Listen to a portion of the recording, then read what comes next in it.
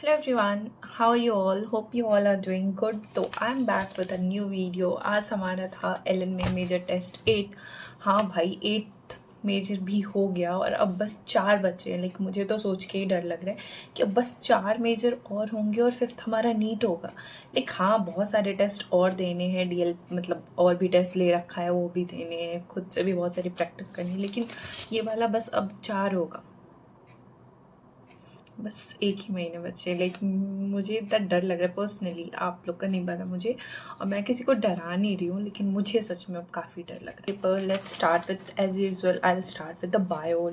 तो बार की अच्छी थी, लेकिन पहली बार जितनी अभी तक मैंने जितने मॉक्स दिए हैं उसमें पहली बार मेरी बायो ख़राब हुई है। ख़राब इन द सेंस कि मैं इसको पढ़ के नहीं गई थी। इस बार मैंने थोड़ा सा रिस्क लिया कि मैं केमिस्ट्री पढ़ के जाती हूँ अच्छे से, मतलब अच्छे से इन द सेंस कि जैसे मैं नहीं पढ़ती, मैंने पिछली टेस्ट में बताया होगा कि मैं कुछ चीज़ें नहीं पढ़ती हूँ कभी भी केमिस्ट्री वगैरह में। तो मैंने इस बार वो सारी चीज़ें कवर करने की सोची, क्योंकि बायो मैं कर लेती हूँ हर बार। तो इस बार मैंने बायो को होल्ड पे रखा कि नहीं ठीक है रुक जाओ तुम, अभी केमिस्ट्री को थोड़ा ऊपर करते हैं फिर तुमको वापस लेके आएंगे। तो बायो इस बार मेरी उतनी अच्छी नहीं हुई है टू बी ऑनेस्ट। तो चलो मैं बताती हूँ कुछ क्वेश्चंस ऐसे जो मुझे अच्छे लगे और ऐसे जो मैंने गलत भी किए हैं, ठीक है। तो let's start with question number 111। ये वाला क्वेश्चन ये मेरा गलत हुआ है, बस मतलब बहुत आसान क्वेश्चन है, हर किसी को याद होता है, बट लापरवाही का नतीजा। मैंने ये वाला क्वेश्चन पूरा ही नहीं पढ़ा, मैंने बस रोजिटी हैबिट ऑफ कैबेज पढ़ा और मैं इतनी जल्दी में थी कि मैंने टिक कर दिया।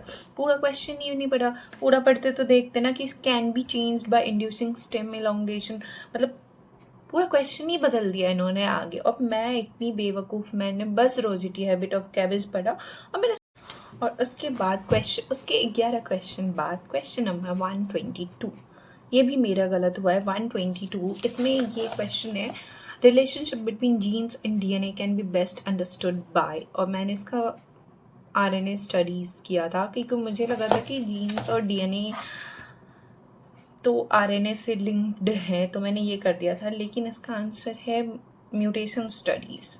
तो ये मेरा गलत हुआ है। उसके बाद क्वेश्चन नंबर, मैं इस बार रिवाइज नहीं करके गई थी, तो बहुत सारी ऐसी चीज़ें थी जो मुझे याद ही नहीं आ रही थी। लाइक कन्फ्यूज़न था, मतलब छोटी छोटी चीज़ों में कन्फ्यूज़न था या याद नहीं आ रही थी, जिसकी वजह से मेरे मार्क्स कम हो गए इस बार।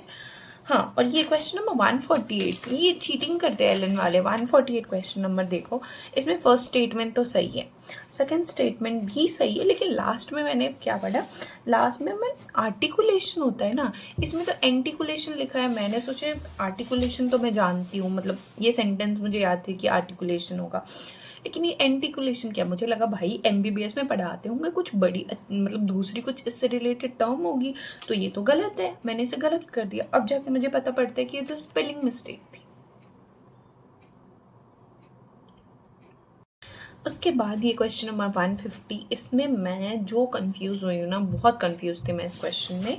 और मुझे जहाँ तक याद था कि सी वाला वो है पहले सिरा, मतलब मुझे नेमिंग वगैरह याद थे, मैं ऑप्शंस में कंफ्यूज थी कि मैं कौन सा सही करूँ। मतलब मुझे डायग्राम में तो पता है कहाँ क्या है, क्योंकि डी पेरीवाइटल स्पेस है ये भी मुझे पता था, लेकिन पॉलीस्पर्मी तो प्रिवेंट ये करता है ना, जो ना पहले सिरा करता है, और इसमें पेरीवाइटलिन स्पेस में था, तो मैंने कंफ्यूजन में आके 1 कर दिया और वो गलत हो गया। उसके बाद क्वेश्चन नंबर, क्वेश्चंस जो अच्छे थे, अच्छे इन द सेंस कि अगर किसी ने सही से नहीं पढ़ा होगा तो वो गलत हो सकता है, ठीक है। तो अभी देखो क्वेश्चन नंबर 101, ये वाला मुझे अच्छा लगा कि एपिडर्मल सेल्स मॉडिफाई। अब जहाँ पे एपिडर्मल सेल्स वाला दिया उसमें डायरेक्टली ये नहीं दिया, डायरेक्टली तो ट्राइकोम्स और रूट हेयर दिया, लेकिन सब्सिडरी सेल्स जो स्टोमेटा के बाहर होते हैं वो भी तो एपिडर्मल सेल्स के ही मॉडिफिकेशंस होते हैं। तो ये वाला क्वेश्चन एक मुझे अच्छा लगा। उसके बाद ये रेसिमोस साइमोस, ये तो हर बार ही आता है और मैं इसमें भयंकर कंफ्यूज रहती हूँ, मतलब रहने दो इसको। उसके बाद क्वेश्चन नंबर, हाँ ये क्वेश्चन तो आई थिंक मैक्सिमम स्टूडेंट्स को पता होगा। ये वाला मेज़ वाला C4, लाइक मेज़ इज C4 प्लांट, और C4 में कुछ एक्स्ट्रा ATP लगती है लाइक लास्ट वाले स्टेप में।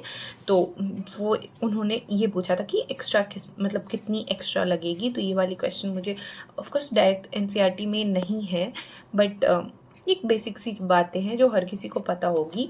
तो ये वाला क्वेश्चन भी मुझे ठीक लगा।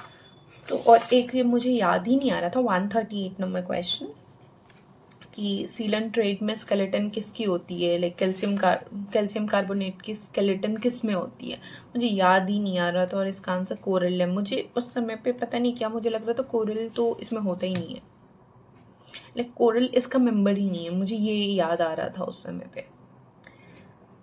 पता नहीं क्या होने वाला है इस बार। तो देखो बायो में मेरा स्कोर इस बार काफ़ी कम है।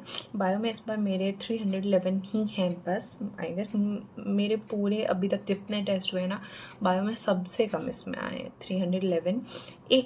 एक अच्छा करने जाओ तो दूसरा कम होना तो लाजमी है।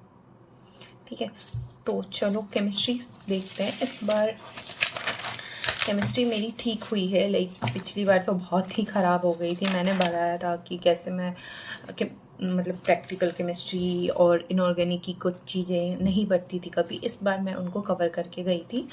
तो इस बार मेरी केमिस्ट्री ठीक हुई है।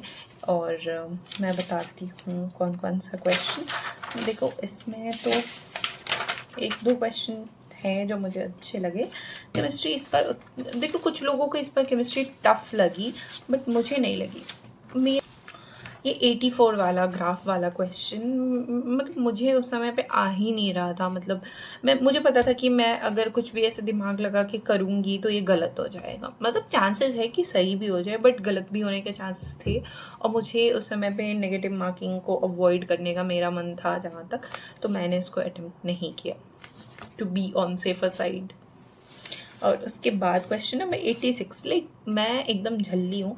ये क्वेश्चन नंबर 86 मैंने मतलब एकदम उल्टा कर दिया। इसमें है ना कि the cells which can be recharge, मैंने वो कर दिया जो रिचार्ज नहीं होता।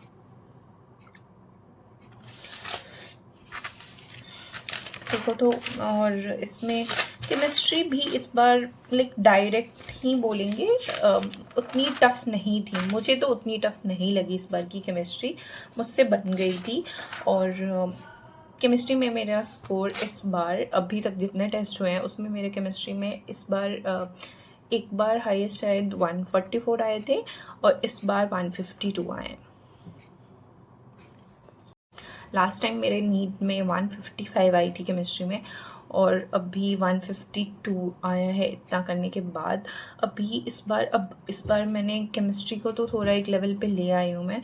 अब इसको बस कंटिन्यू रखना है, और मुझे अब अगले टेस्ट में फ़िज़िक्स पे फोकस करनी है। फ़िज़िक्स को भी लाइक अगले टेस्ट इस वीक अच्छे से करना है। जो भी चीज़ें छूट रही हैं, जहाँ भी कुछ लूप होल्स हैं, उसको फिक्स करनी है। और अगली टेस्ट में फ़िज़िक्स को भी लाइक एक बेस मिनिमम लेवल पे लाना है, और फिर लास्ट में बायो को तो सबको मर्ज करके लास्ट में अच्छा करना है।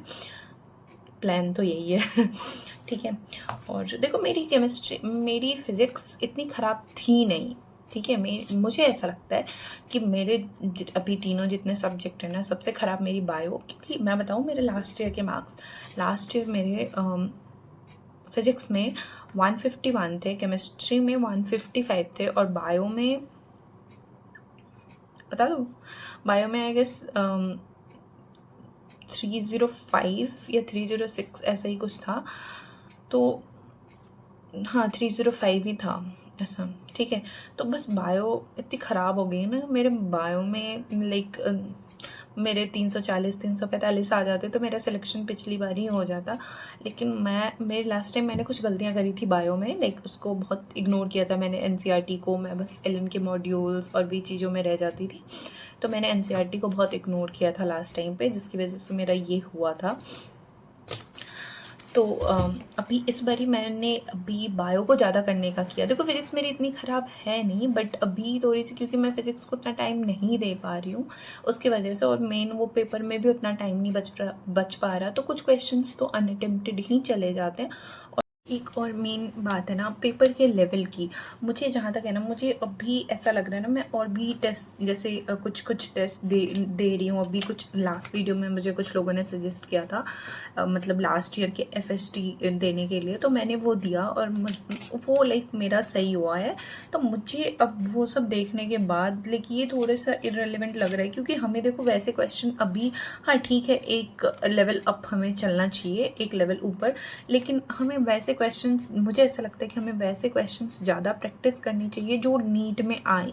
अब वैसे जो नीट में कभी आए ही नहीं ना कभी आएंगे, तो वो क्वेश्चंस करके भी हम क्या ही कर लेंगे। हाँ थोड़ा सा हमारा लाइक ब्रेन स्टॉर्मिंग होगा, बट उससे कुछ हमें उतना फ़ायदा नहीं मिलेगा। उससे अच्छा होता है कि हम नीट में जैसे क्वेश्चंस आते हैं चलो थोड़े से ट्रिकी कर देते, वैसे करते, तो मुझे वो ज़्यादा सही लगता। अभी एलन वाला भी उतना टफ नहीं है, बट मुझे बहुत रैंडम लगता है, लाइक कोई एक पैटर्न नज़र नहीं आता मुझे इनके पेपर में। कुछ भी लाइक कहीं से भी कुछ भी कोई एक होता है ना कि जैसे हम वो फॉलो करते हैं कि किस चैप्टर से कितने मार्क्स के आ रहे हैं, उस अकॉर्डिंग अगर ये पेपर बनाते हैं कि चलो जिस चैप्टर से ज़्यादा आ रहे हैं उस चैप्टर से ज़्यादा दे, एक वेटेज क्वेश्चंस दे देते हैं। कुछ बहुत ही ज़्यादा आसान होते हैं, कुछ बहुत ही टफ होते हैं, लाइक तो मैं देखो अभी इसको इतना सीरियसली नहीं ले रही हूँ। और मेरे क्लासरूम टेस्ट भी स्टार्ट हो चुका है, लाइक लास्ट ईयर के मैंने अभी दिए टेलीग्राम से, तो मुझे वो काफ़ी सही लगा, लाइक बहुत ही अच्छा था। और देखो कुछ लोग अभी मुझे एलन का देखो सच बताऊँ मुझे बेकार लग रहा है अभी इस पॉइंट पे आके, तो मुझे एलन का पेपर बेकार ही लग रहा है। क्यों हम खुद को क्यों डिमोटिवेट करें, है ना, क्यों, जब और भी बहुत सारी चीज़ें हैं हमें डिमोटिवेट करने के लिए, और हम जानबूझ के ऐसा पेपर दे रहे हैं जो हमें और डिमोटिवेट करे। मैं सच बताऊँ एलन के जो क्लासरूम वाले टेस्ट होते हैं उसमें इतना टफ पेपर नहीं आता, उसमें पेपर नॉर्मल ही आता है। लाइक हाँ थोड़े बहुत टफ होते हैं क्वेश्चन, ट्रिकी होते हैं, लेकिन इतना नहीं। ये मुझे लगता है कौन सा SRG या कहाँ का पेपर देते हैं मुझे नहीं पता, तो थोड़ा बहुत आकाश का पता है और एलन का पता है। और PW के भी कुछ टेस्ट हैं जो अच्छे हैं मैंने सुना है, तो मैं वो भी देने वाली हूँ, आप लोग भी बताओ। और जो ये FTS होने वाले हैं उसको भी मैं देने वाली हूँ, जो फुल सिलेबस टेस्ट हैं। तो आप लोग मुझे बताना कि आपको उनका रिव्यू चाहिए या कि जो बहुत ही आसान दे और मेरा कॉन्फिडेंस बहुत बूस्ट हो जाए, या बहुत ही टफ दे। नहीं, मुझे ऐसे चाहिए जैसे क्वेश्चन जिस लेवल की नीट में आते हैं, ताकि मेरी उस लेवल की तैयारी हो जाए, जैसे मतलब उसकी प्रैक्टिस हो जाए। मुझे बेसिकली टेस्ट के थ्रू प्रैक्टिस करनी है, तो मेरी प्रैक्टिस हो जाए। ठीक है, आप लोग मुझे सजेस्ट करना। और कुछ लोग को बोलते हैं कि टेस्ट का लिंक दे दो, टेस्ट का लिंक दे दो, तो देखो आप कमेंट करो वीडियो में। मैं यूट्यूब कमेंट सेक्शन में तो लिंक नहीं दे सकती हूँ ऑब्वियसली, तो आप मुझे कमेंट करो और फिर मुझे मेल करो। ठीक है, मेरा मेल इसमें दिया हुआ, मुझे मेल करो ताकि मुझे पता रहे कि आपने मेल किया है। तो आप पहले कमेंट करो फिर मुझे मेल करो, मैं वहाँ पे कुछ टेलीग्राम्स हैं उनकी लिंक दे दूँगी। अगर आपके पास वो टेलीग्राम्स चैनल है तो ऑब्वियसली आप उसे यूज़ करो, लेकिन अगर आपके पास नहीं है, आप हर वीडियो में बोलते हो, तो इस पर मैं बोल रही हूँ आप पहले कॉमेंट करो फिर आप मेल करो, उसके बाद मैं आपको मेल में वो चैनल्स की लिंक दे दूँगी। बहुत सारे चैनल्स है टेलीग्राम में, आप वहाँ से प्रैक्टिस करो। ठीक है, उसके बाद था पिछले टेस्ट में भी मेरे इतने ही मार्क्स, लाइक इसी के अप्रॉक्स 583 आए थे और इस बार 581 आए हैं। ऑफकोर्स 2 मार्क्स कम हो गए, लाइक पिछले बार मैं बहुत डीमोटिवेटेड थी, बहुत ही ज़्यादा लेके इस मार्क्स को देके। इस बार मैं उतनी नहीं हूँ क्योंकि मैं अब इसको इतना सीरियसली नहीं। रैंक देखो, जैसे लास्ट टाइम मेरी रैंक 650 के आसपास थी। ठीक है, तो 45,000 में 650 के पास रैंक आ रही है और इसको इम्प्रूव करना है। रैंक से देखो, पेपर मत देखो इतना कुछ भी, रैंक देखो और भी टेस्ट के और भी कोचिंग के टेस्ट देते रहो ताकि आपको आइडिया रहे कि आप और कहाँ स्टैंड करो। मेरे FTS मतलब जो लास्ट ईयर आकाश के टेस्ट थे उसमें तो मेरे अच्छे आए हैं, तो अब मुझे थोड़ी सी लग रही है कि नहीं, ये कैसा भी हो एक ही चीज़ को हमें नहीं देखना है ना, एक ही चीज़ को पकड़ के हम अपने आप को उसके अकॉर्डिंग नहीं जज कर सकते कि नहीं मेरे इतने ही आएंगे। और भी टेस्ट हैं उनको भी दो, सब कुछ चेक करो और फिर डिसाइड करो कि तुम्हारे लिए क्या बेस्ट है, तुम किसको प्रैक्टिस करोगे। So bye bye, see you all.